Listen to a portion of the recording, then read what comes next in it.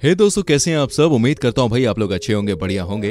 दोस्तों, साल 2020 में चीन ने एक ऐसे वायरस को जन्म दिया था जिससे अभी तक पूरी दुनिया जूझ रही है। ये पहली बार नहीं है कि जब चीन ने दुनिया को मुश्किलों में डाला है, बल्कि जब से चीन में औद्योगिक क्रांति की शुरुआत हुई है तब से लेकर आज तक चीन कई ऐसे कदम ले चुका है जो दुनिया के तमाम देशों के लिए मुश्किल भरे रहे हैं। चीन ने दुनिया के कई देशों को कर्ज देकर उन्हें अपनी बात मानने पर मजबूर कर दिया है। चीन की रणनीतियां हमेशा ही दुनिया के लिए खतरे की घंटी बनकर सामने आई हैं। और अगर चीन किसी मुसीबत में फंसता हुआ नजर आता है तो वो अकेला ही इसमें नहीं फंसता, वो कई देशों को साथ लेकर डूबने पर विश्वास रखता है। आज के समय में चीन में आने वाला कोई भी संकट ग्लोबल संकट के तौर पर देखा जाता है। फिलहाल बात करें पिछले एक दशक की, तो चीन में लगातार पानी का संकट गहरा रहा है। ब्लूमबर्ग और वॉल स्ट्रीट जर्नल सहित कई ऐसी वेबसाइट्स हैं जो चीन में पानी के संकट के बारे में दुनिया को चेतावनी दे चुकी है। और इनमें सबसे ज्यादा खतरा एशियाई देशों को ही होगा, जिनमें भारत का नाम भी शामिल है। लेकिन चीन में पानी का संकट अन्य देशों के लिए खतरा कैसे साबित हो सकता है? एक देश का संकट दूसरे देशों पर कैसे प्रभाव डाल सकता है? और क्यों लगातार चीन में पानी की किल्लत बढ़ रही है? क्यों ये संकट वहां मंडरा रहा है? आज हम इसके बारे में वीडियो में बात करेंगे, बस आप वीडियो को अंत तक देखें। चीन ने सन 1970 से लेकर दोस्तों 2000 तक के बीच जो तरक्की की है उस बारे में तो पूरी दुनिया जानती है। अमेरिका के बाद चीन को ही दुनिया में सबसे बड़ी महाशक्ति के तौर पर देखा जा रहा है। सिर्फ चीन ही नहीं बल्कि 19वीं और 20वीं सदी के दौरान कई देशों ने अपने नेचुरल रिसोर्सेज का बखूबी इस्तेमाल किया। 19वीं सदी में यूके ने अपने बड़े कोयले के संसाधनों का इस्तेमाल कर नई क्रांति की शुरुआत की थी, तो वहीं 20वीं शताब्दी के दौरान अमेरिका और कई खाड़ी देशों ने तेल और नेचुरल गैस के जरिए बहुत पैसा कमाया।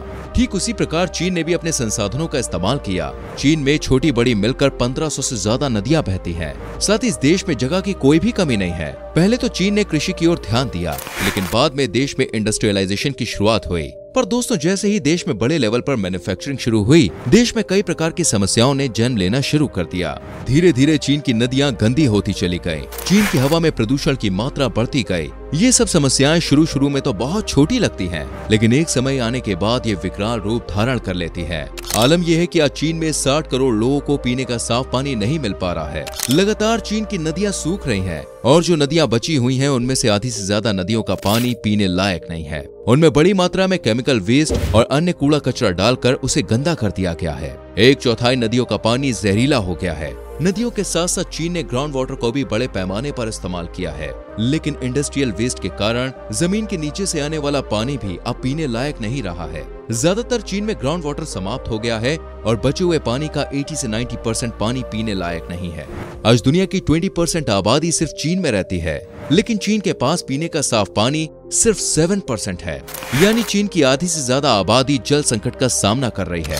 चीन की मुख्य नदियों में यांगत्से और येलो रिवर शामिल है, लेकिन ये दोनों नदियां भी कब तक चीन के प्रदूषण से बच पाएंगी, ये सोचने वाली बात है। चीन के 2 बड़े शहर ग्वांगझू और शेंझेन में पानी पूरी तरह से समाप्त हो गया है। यही हाल चीन के कई बड़े शहरों और इलाकों का है। वर्तमान समय में देखा जाए तो चीन में पानी का संकट खाड़ी देशों से भी ज्यादा बड़ी समस्या बनकर सामने आ रहा है। खाड़ी देशों के पास डिसैलिनेशन प्रोसेस है, जिसके जरिए वो खारा पानी साफ करके इस्तेमाल करते हैं, लेकिन चीन के पास ऐसा कोई प्लांट मौजूद नहीं है और न ही डिसैलिनेशन प्रोसेस के जरिए फिल्टर हुए पानी को अफोर्ड कर पाएगा। रिपोर्ट्स के मुताबिक पानी की समस्या के कारण चीन को सालाना $100 बिलियन का नुकसान हो रहा है। चीन में कई एक्सपर्ट्स और मिनिस्टर्स जल संकट की बात कह चुके हैं। कुछ साल पहले चीन के फॉर्मर प्रीमियर वेन जियाबाओ ने कहा था कि चीन को पानी की एक बूंद के लिए लड़ना पड़ेगा। अगर चीन में जल संकट की बात सामने आती है तो देश की जनता इसके खिलाफ अपनी आवाज उठा सकती है, जिससे चीन की कम्युनिस्ट पार्टी पर प्रेशर पड़ेगा और जी जिनपिंग की कुर्सी पर भी खतरा मंडरा सकता है। लेकिन ये सब तो बात की बात है।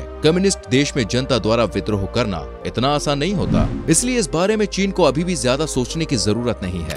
चलिए अब बात करते हैं दोस्तों, चीन में पैदा हुआ संकट अन्य देशों के लिए कैसे बड़ा खतरा साबित हो सकता है। चीन से निकलने वाली नदियों से एशिया के लगभग 18 देशों को पानी मिलता है। चीन अन्य देशों तक पहुंचने वाले पानी को रोकने के लिए नदियों पर बांध बना रहा है। इन बांध के जरिए वो दूसरे देशों का पानी बाधित कर रहा है या फिर उन्हें अपने ही देश में डाइवर्ट कर रहा है। चीन की यह रणनीति एशिया के कई देशों के लिए काफी खतरनाक हो सकती है।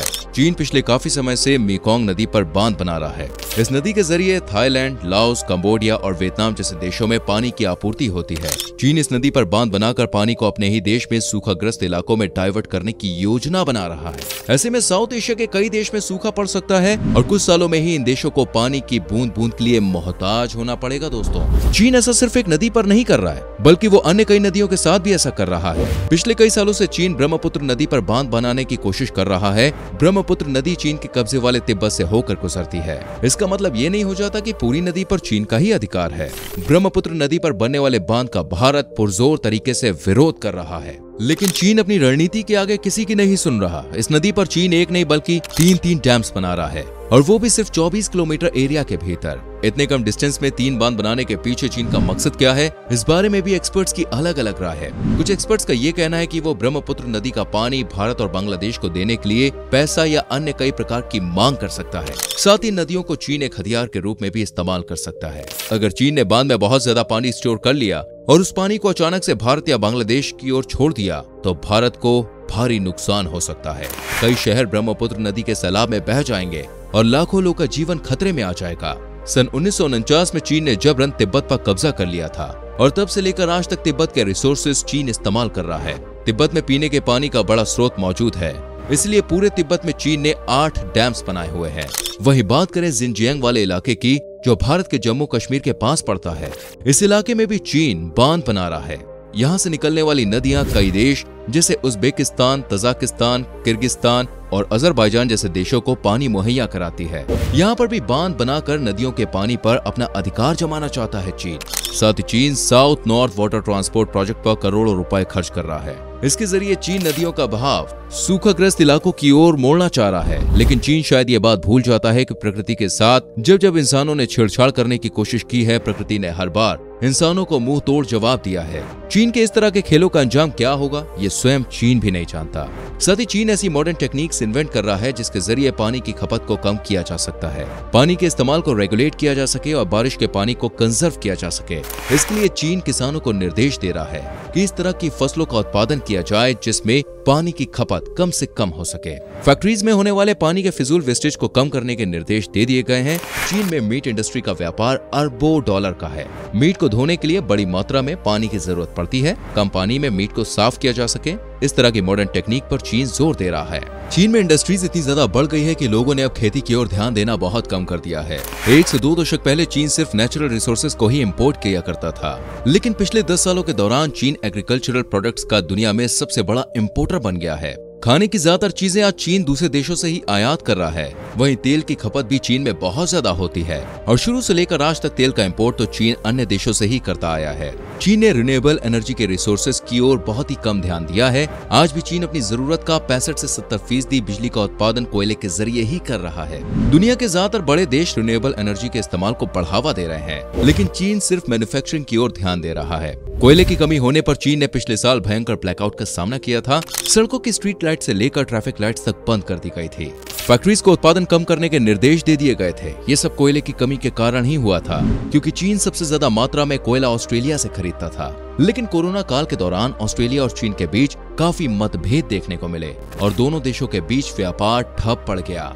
चीन अब अपनी जरूरत का पानी अन्य देशों से भी इंपोर्ट करने लगा है। सिर्फ भारत ने ही साल 2020 में चीन को 38,50,431 लीटर मिनरल वाटर की सप्लाई की थी। लेकिन ये तो वो पानी है जो भारत ने पानी के रूप में चीन को बेचा है। चीन ने कुछ समय पहले भारत से हजारों टन चावल खरीदे थे। इससे पहले चीन भारत के चावल की गुणवत्ता को बेकार बताता हुआ अमेरिका से चावल खरीद रहा था। 1 किलो चावल की पैदावार में 2000 लीटर तक पानी की खपत होती है।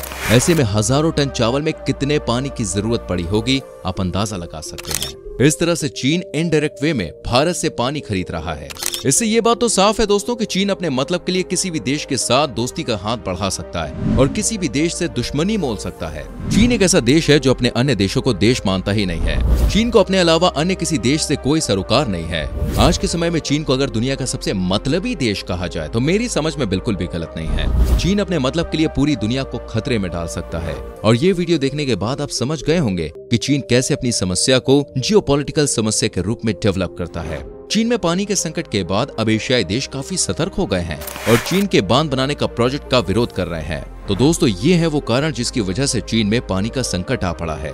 उम्मीद करते हैं कि आपको हमारी ये वीडियो जरूर पसंद आई होगी। अगर ये वीडियो अच्छी लगी है तो वीडियो को लाइक करके शेयर कीजिए और आने वाली वीडियोस को देखने के लिए चैनल को सब्सक्राइब करके बेल आइकन प्रेस कीजिए, जिससे आपसे कोई भी वीडियो मिस ना हो। मिलते हैं दोस्तों अगली वीडियो में। अपना बहुत ख्याल रखिए। Bye bye, take care.